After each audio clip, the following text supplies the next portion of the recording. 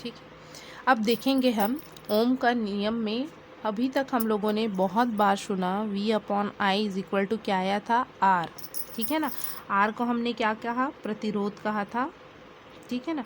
अब ये आखिरकार प्रतिरोध होता क्या है, ठीक है ना, उसको समझते हैं। इंग्लिश में इसको रेजिस्टेंस कहा जाता है।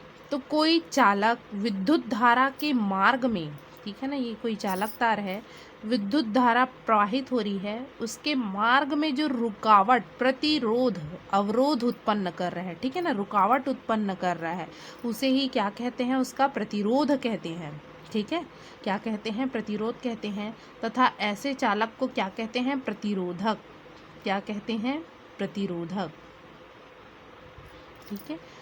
विद्युत धारा के मार्ग में कोई चालक जो है अवरोध उत्पन्न कर रहा है, उसे प्रतिरोध कहेंगे, और ऐसे चालक को क्या कहेंगे, प्रतिरोधक कहते हैं। ठीक है, समझ में आ गया सभी को। पर प्रतिरोध क्यों आया, क्यों उत्पन्न हो रहा है किसी चालक में प्रतिरोध, ठीक है ना, इसका कारण क्या है। तो कारण अभी समझते हैं हम कि प्रतिरोध क्यों उत्पन्न हो रहा है।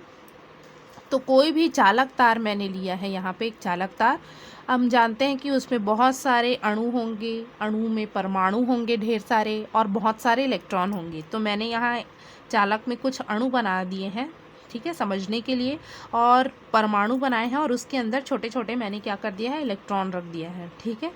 अब ये चालक तार एज इट इज़ अभी रखा है। अब मैंने क्या किया, विभवांतर लगाया है चित्र बी में। तो देखो, विभवांतर उत्पन्न किया है, प्लस माइनस दिख रहा है ना। ठीक है। तो इलेक्ट्रॉन क्या होंगे, त्वरित हो गए। त्वरित मतलब वेग में परिवर्तन हो गया, त्वरित होकर अब गति करने लग गए। ठीक है। विभवांतर लगाने से क्या हो गया, इलेक्ट्रॉन त्वरित हो गए और गति करने लग गए। अब आगे देखते हैं क्या होता है। अब इलेक्ट्रॉन देखो, यहाँ जब आगे बढ़ रहे हैं तो क्या हो रहा है, कई परमाणुओं से टकरा रहे हैं। वो आगे जब बढ़ रहे हैं, मैंने कुछ ही परमाणु लिए हैं, कोई भी चालक पदार्थ है उसमें तो बहुत सारे परमाणु रहेंगे। तो यहाँ देखो, ये इलेक्ट्रॉन आगे बढ़ना चाह रहे हैं, परंतु उसके सामने क्या आ जा रहा है, बहुत सारे परमाणु आ जा रहे हैं, और इलेक्ट्रॉन उन परमाणुओं से क्या होते हैं, टकराते हैं। देखो, टकरा रहे हैं, तो टकराएंगे तो क्या होगा, इसमें जो इलेक्ट्रॉन है उसको मुक्त करते हैं। ठीक है। देखो, जैसे कभी हम एक साफ सुथरा जगह है जहाँ कोई भीड़ भाड़ नहीं है, वहाँ चलने में क्या होती है, आसानी होती है। यदि भीड़ भाड़ ज़्यादा है तो हम क्या होते हैं, बहुत सारे लोगों से टकराते हैं, तो हमारा क्या होता है, हम जिस वेग से यदि घर पहुँचना चाहे उससे नहीं पहुँच पाएंगे, थोड़ा विरोध होगा हमको। ठीक है, विरोधी बल का सामना करना पड़ेगा। वो लोग हमको क्या करेंगे, अवरोध उत्पन्न करेंगे आगे बढ़ने में, टकराएंगे हम। तो वैसे ही क्या होता है, इलेक्ट्रॉन जो है परमाणुओं से टकराते हैं, और उनमें जो इलेक्ट्रॉन है उसको मुक्त करते हुए चलते हैं। टकराए मतलब इसके इलेक्ट्रॉन को मुक्त कर दिए, इससे टकराए तो इसके इलेक्ट्रॉन को मुक्त कर दिए। तो उनको क्या हो रहा है, एक विरोधी बल का सामना करना पड़ रहा है। ठीक है ना, टकरा रहे हैं तो इस विरोधी बल को ही क्या कहते हैं, प्रतिरोध कहते हैं। ठीक है ना, सभी को समझ में आ गया। ठीक है। तो हमने क्या किया, एक चालक तार में विभवांतर उत्पन्न किया, जिससे इलेक्ट्रॉन त्वरित होकर गति करने लगे। गति करते हैं तो सामने में क्या आ जाता है, उनके परमाणु से टकराकर इलेक्ट्रॉनों को मुक्त करते हैं उनसे। ठीक है, अर्थात उनको एक विरोधी बल का सामना करना पड़ रहा है। बार बार टकराएंगे तो क्या हो रहा है, उनको एक विरोधी बल का सामना करना पड़ रहा है, और इस विरोधी बल को ही क्या कहते हैं, प्रतिरोध कहते हैं। ठीक है। अब प्रतिरोध का जो सूत्र है वो तो हम जानते हैं, R बराबर V/I। यहाँ से परिभाषा बना लेते हैं प्रतिरोध की। किसी चालक का प्रतिरोध उसके सिरों पर लगाए गए विभवांतर और उसमें प्रवाहित होने वाली धारा के अनुपात के बराबर होती है। ठीक है ना, उसके सिरों पर लगाए गए विभवांतर और धारा के अनुपात के बराबर होती है। तो प्रतिरोध बराबर क्या आ गया, विभवांतर बटे धारा, R is equal to V/I। मात्रक है इसका, SI मात्रक जो है वो है ओम। ठीक है, इस प्रकार से दर्शाते हैं इसको, ओम को। ये ओमेगा का साइन है। ठीक है। विमीय सूत्र, इसका विमीय सूत्र होता है, आप लोग विमीय सूत्र निकालना सीख ही चुके होंगे, ml² T-3a-2। ठीक है ना, ये ध्यान रखेंगे सभी। अब देखते हैं प्रतिरोध जो है किन किन चीज़ों पर निर्भर करता है। ठीक है। तो जब ओम के नियम का व्युत्पत्ति कर रहे थे तो वहाँ हमारे पास प्रतिरोध हार का मान आया था M/NE² टाउ इंटू L/A। कुछ इसी प्रकार से आया था। प्रतिरोध मैंने बताया भी था कि प्रतिरोध इन चीज़ों पर निर्भर भी करता है। तो देखते हैं किन किन चीज़ों पर निर्भर करता है। तो सर्वप्रथम हम लेके चलते हैं लंबाई पर, ठीक है ना। चालक की लंबाई पर तो मैंने यहाँ एक L लंबाई का तार लिया है और यहाँ उससे दुगना मतलब 2L लंबाई का तार लिया है, ठीक है। इसमें देखो इलेक्ट्रॉन जब आगे बढ़ेगा तो बहुत सारे परमाणुओं से टकराना पड़ेगा। अब इसमें इलेक्ट्रॉन यहाँ से आगे बढ़ रहे हैं तो इसके मार्ग में तो और ज़्यादा परमाणु होंगे, लंबाई अधिक करने से और ज़्यादा अधिक परमाणुओं से टकराना पड़ रहा है उसको।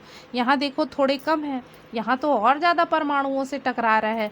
तो लंबाई का मान बढ़ाने से प्रतिरोध का मान क्या हो रहा है जी, बढ़ रहा है। या हम कह सकते हैं कि प्रतिरोध अनुक्रमानुपाती होता है लंबाई की। लंबाई का मान जैसे बढ़ाएंगे प्रतिरोध का मान क्या हो जा रहा है, बढ़ रहा है। ज़्यादा टकराना पड़ रहा है परमाणुओं से, मतलब प्रतिरोध ज़्यादा उत्पन्न होगा, ठीक है।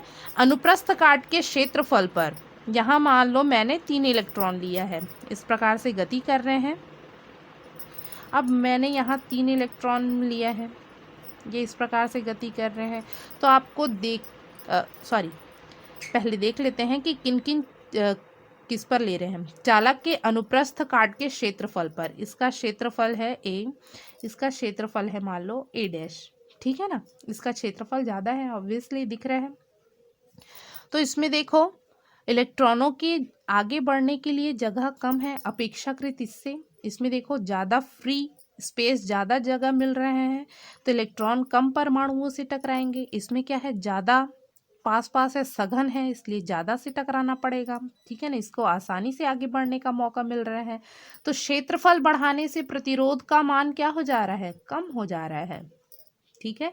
या हम कह सकते हैं प्रतिरोध व्युत्क्रमानुपाती होती है क्षेत्रफल के। प्रतिरोध व्युत्क्रमानुपाती 1/A, ये मैंने लिखा है यहाँ पर, ठीक है। चालक के पदार्थ की प्रकृति पर, प्रकृति मतलब मुक्त इलेक्ट्रॉनों की संख्या पर, मुक्त इलेक्ट्रॉनों की संख्या पर, ठीक है ना। तो यदि मुक्त इलेक्ट्रॉनों की संख्या का मान मैंने बढ़ाया या n का मान बढ़ाया, इलेक्ट्रॉन ज़्यादा हो गए मतलब ज़्यादा धारा प्रवाहित होगी, मतलब प्रतिरोध का मान क्या हो गया जी, कम हो गया, ठीक है ना। तो मुक्त इलेक्ट्रॉनों की संख्या का मान बढ़ाने से क्या होता है, प्रतिरोध का मान कम होता है। तो R व्युत्क्रमानुपाती 1/n, ठीक है ना। और अलग अलग पदार्थों के लिए अलग अलग होगा इसके लिए प्रतिरोध का मान, ठीक है ना, क्योंकि किसी पदार्थ में मुक्त इलेक्ट्रॉनों की संख्या ज़्यादा होती है, किसी में कम होती है, ठीक है। अब चालक के ताप पर देखते हैं। तापमान यदि मैंने बढ़ा दिया तो प्रतिरोध के मान में क्या फर्क पड़ेगा, ठीक है। तो यदि ताप बढ़ाते हैं, ठीक है ना, ताप बढ़ाते हैं तो इलेक्ट्रॉनों का अपवाह वेग बढ़ता है। सॉरी, यदि तापमान का मान बढ़ाते हैं तो इलेक्ट्रॉनों का अपवाह वेग बढ़ता है। यदि अपवाह वेग बढ़ गया, ठीक है, तो इलेक्ट्रॉन क्या है, उसका श्रांति काल का मान कम हो जाता है। श्रांति काल का मान कम हो जाता है। श्रांति काल को टाउ से दर्शाते हैं ना, ठीक है। तो पहले देखो तापमान बढ़ाए तो इलेक्ट्रॉनों का वेग बढ़ गया। वेग बढ़ा मतलब ज़्यादा से ज़्यादा वो इधर उधर टकराएंगे, ठीक है ना। जिगजैग इधर उधर सभी से टकराएंगे, ठीक है, वेग बढ़ने से। तो श्रांति काल का मान कम हो जाता है। श्रांति मतलब आराम करने का समय इलेक्ट्रॉनों का, ठीक है, ये मान क्या हो जाता है, कम हो जाता है। वेग बढ़ा मतलब ज़्यादा टकराएंगे ना वो, तो श्रांति काल का मान कम हो गया।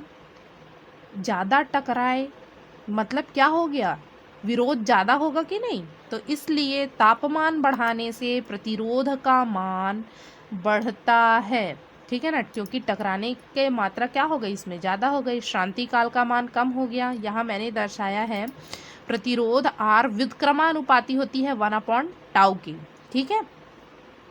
तो यहाँ तापमान बढ़ाने से प्रतिरोध का मान क्या होता है, बढ़ता है। क्यों हो बढ़ता है, तो तापमान बढ़ा है तो इलेक्ट्रॉनों का अपवाह वेग बढ़ा, अपवाह वेग बढ़ा तो श्रांति काल कम हो गया। श्रांति काल मतलब जितना आराम का समय मिलता था टकराने की, दो टक्करों के बीच, ये पढ़े हैं हम लोग, वो आराम का समय वो लोग का कम हो गया, मतलब ज़्यादा टक्कर हो रहा है तो विरोधी बल और ज़्यादा बढ़ गया। इसलिए तापमान बढ़ाने से प्रतिरोध का मान क्या होता है, बढ़ता है। ठीक है।